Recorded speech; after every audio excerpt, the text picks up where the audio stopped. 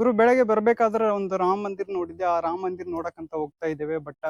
ಧರ್ಮಸ್ಥಳದಲ್ಲಿ ಬಾಹುಬಲಿ ಬೆಟ್ಟ ಅಂತ ಇದೆ. ಆ ಬೆಟ್ಟ ಅಂತ ನೋಡಕ್ಕಂತ ಬಂದಿದೆ.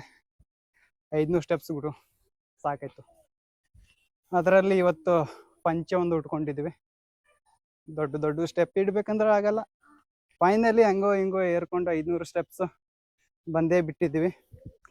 500 ಸ್ಟೆಪ್ಸ್ ಆಗ್ರು, ನಾ ಏನು ಎಣಿಸ್ಲಿಲ್ಲ.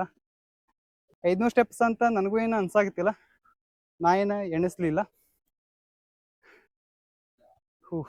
ಸಾಕಾಯ್ತು ಗುರು. ಫೈನಲಿ ಬಾಹುಬಲಿ ವಿಗ್ರಹದ ಮುಂದ್ಗಡೆ ಇದ್ದೀವಿ. 500 ಸ್ಟೆಪ್ಸ್ ಅಂತ ನಮಗೇನು ಅನ್ನಿಸ್ಲಿಲ್ಲ. ತುಂಬಾನೇ ಈಸಿಯಾಗಿ ಬಂದ್ಬಿಟ್ಟೆ. ಬಟ್ ಕಟ್ನೀರು ಅಂತೂ ಜಾಸ್ತಿ ಬರ್ತಾ ಇದೆ. ಬಿಸಿಲು ಜಾಸ್ತಿ ಅಲ್ಲ ಗುರು.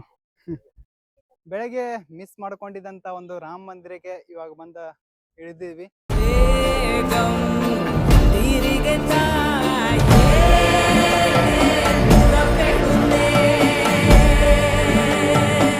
ದೇವಸ್ಥಾನದ ಒಳಗಡೆ ಹೋಗಿ ಶ್ರೀರಾಮರ ಒಂದು ಆಶೀರ್ವಾದ ಪಡ್ಕೊಂಡು ಹೊರಗಡೆ ಬಂದಿದ್ದೀನಿ. ದೇವಸ್ಥಾನದ ಒಳಗಿಂದ ಅಂತೂ ತುಂಬಾನೇ ಅದ್ಭುತವಾಗಿ ಕಟ್ಟಿದ್ದಾರೆ. ಎಲ್ಲ ದೇವರದ ವಿಗ್ರಹ ಎಲ್ಲ ಮಾರ್ಬಲ್ ಅಲ್ಲಿ ಪ್ರತಿಷ್ಠಾಪನೆ ಮಾಡಿದ್ದಾರೆ. ಒಳಗಡೆ ಅಂತೂ ನೋಡಕ್ಕಂತೂ ತುಂಬಾನೇ ಸಖತ್ತಾಗಿ ಇರೋ ಒಂದು ಪ್ಲೇಸು. ಇಲ್ಲಿ ಬಂದ್ರೆ ಒಂದ್ಸರಿ ವಿಸಿಟ್ ಮಾಡ್ಕೊಂಡು ಹೋಗಿ ಅಂತ ಹೇಳ್ತೀನಿ.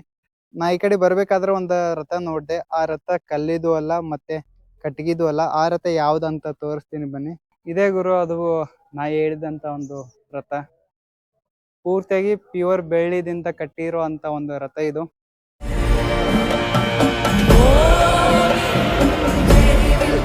ಇವತ್ತು ತಿರ್ಗಾಡ ಸುಸ್ತಾಯ್ತು, ತುಂಬಾನೇ ಸುಸ್ತಾಯ್ತು ಗುರು. ಇವಾಗ ಸೀದಾ ರೂಮಿಗೆ ಹೋಗೋಣ. ರೂಮಿಗೆ ಹೋಗಿ ರೆಸ್ಟ್ ಮಾಡೋಣ. ಇವತ್ತಿಂದ ಪೂರ್ತಿಯಾಗಿ ಇಡೋ ಯೂಟ್ಯೂಬ್ ಅಲ್ಲಿ ಸಿಗತ್ತೆ, ಹೋಗಿ ಅಲ್ಲಿ ನೋಡಿ ಎಲ್ಲರೂ ಪೂರ್ತಿಯಾಗಿ ಇಡೋ. ದೇವಸ್ಥಾನ ಸುತ್ತಿದ್ದು ಮತ್ತೆ ಧರ್ಮಸ್ಥಳ ಸುತ್ತಿತ್ತು ಎಲ್ಲ ಇಡೋ ಯೂಟ್ಯೂಬ್ ಅಲ್ಲಿ ಸಿಗತ್ತೆ. ಹೋಗಿ ಪವರ್ ಬ್ರೋ ಅಂತ ಸರ್ಚ್ ಮಾಡಿ ಅಲ್ಲಿ ಫುಲ್ ವಿಡಿಯೋ ನೋಡಿ. ಮತ್ತೆ ಎಲ್ಲರಿಗೂ ಹೇಳ್ತೀನಿ, ಎಲ್ಲರೂ ಸಪೋರ್ಟ್ ಮಾಡಿ ಅಂತ. ನಗ್ತಾ ಇರಿ, ನಗಿಸ್ತಾ ಇರಿ. ಜೈ ಕರ್ನಾಟಕ.